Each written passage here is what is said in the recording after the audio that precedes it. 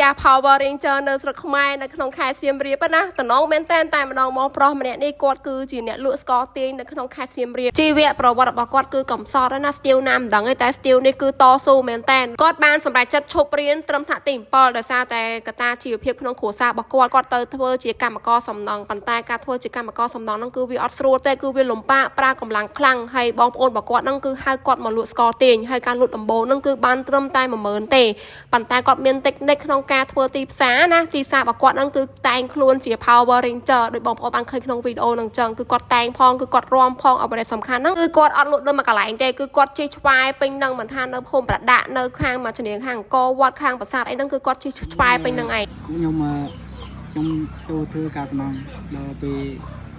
ម៉ែអើគាត់ពីបាក់ធ្វើការសំណងអូហើយក៏ឈប់រៀនទៅបងបាទឈប់រៀនធ្វើការសំណងឈប់រៀនដាក់ទីម៉ាត់បងកាលហ្នឹងទី7ទី7បាទហើយធ្វើការសំណងមកធ្វើនៅណានៅសៀមរាបក៏នៅ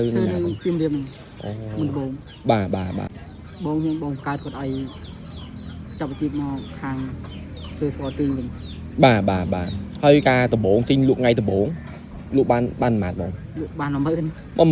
បាទហើយពីច្រើនបងជីពីណាដល់ណាវិញបងជីឆ្លាតបងតបដាដកអីអូឆ្លាតពេញហ្នឹងគោតូចគោធំទៅ